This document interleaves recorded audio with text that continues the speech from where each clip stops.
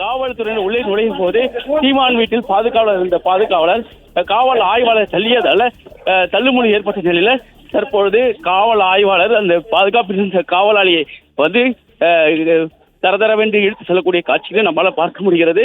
காவல்துறையினர் அவரை காவல்துறை வாகனத்தை ஏற்றுகிறார்கள். குறிப்பாக சம்மனை கிழித்த விவகாரத்தில் யார் அந்த சம்மனை கிழித்தது என்று விசாரணை நடத்த உள்ளே சென்ற போது காவல் ஆய்வாளர் நெஞ்சில் வைத்து தள்ளியதால ஆத்திரமுற்ற நிலையில இரண்டு தரப்புக்கும் வாக்குவாதம் ஏற்பட்ட நிலையில அந்த காவலாளியை காவல்துறையினர் தரவென்று இழுத்து சென்று தற்போது காவல்துறை வாகனத்தில் ஏற்றியிருக்கிறார்கள். அவரை நீலகிரி காவல் நிலையத்துக்கு அழைத்து செல்லப்படுகிறார்கள். அதே போல காவல்துறையினர் செய்தியாளர்களிடம் தடுக்கும் விதத்தில் நடந்து கொள்கிறார்கள். இந்த சம்பவத்தில் காவலாளியை இன்னும் சற்று நேரத்தில் அந்த காவலாளியை காவல்துறையினர் வலுக்கட்டாயமாக ஜீப்பில் ஏற்றக்கூடிய காட்சிகள் ஏற்க முடிகிறது. உள்ள துப்பாக்கி நமக்கு இருப்பதாகவும் துப்பாக்கியை எடுத்து விடுவேன் என்றும் கூறி அவர்கள் மிரட்டக்கூடிய காட்சிகள் இருக்கிறது. பிரவீன் ராஜேஷ் என்ற காவல் ஆய்வாளர் தற்போது நீலாங்கரை காவலாளியை உள்ளே வந்துட்டு எடுத்திருக்கிறார்கள். பாதுகாவலன் துப்பாக்கி இருக்கும் பட்சத்தில் துப்பாக்கியை விட கூறும்போது துப்பாக்கியையும் பறிமுதல் செய்திருக்கிறார்கள். இந்த துப்பாக்கி காவலாளி இருக்கும் பட்சத்தில் காவலாளி துப்பாக்கியை வைத்துக் கொண்டு காவல்துறையினை மிரட்டியதாகவும் அதனால் காவல்துறையினர் தற்போது அவரிடமிருந்த துப்பாக்கி பறிமுதல் செய்திருக்கிறார்கள். அவரை வலுக்கட்டாயமாக உள்ளே ஏற்றக்கூடிய காட்சிகளை நம்ம நேரடியாக பார்க்க முடிகிறது.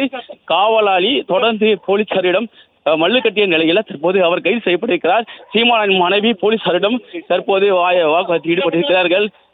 போலீசாரிடம் சீமானின் மனைவி அவர்கள் தற்போது மன்னிப்பு கேட்கக்கூடிய காட்சிகளை நம்ம பார்க்க முடிகிறது.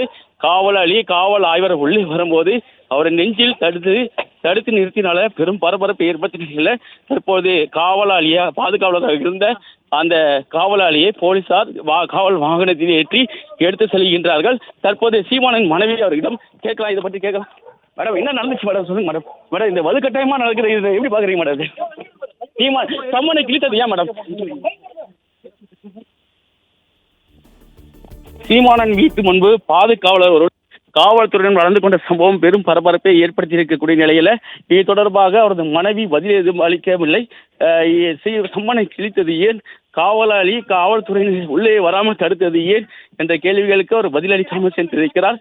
தொடர்ந்து இந்த சம்பவத்தினால இந்த பகுதியை பெரும் பரபரப்பாக ஆகியது.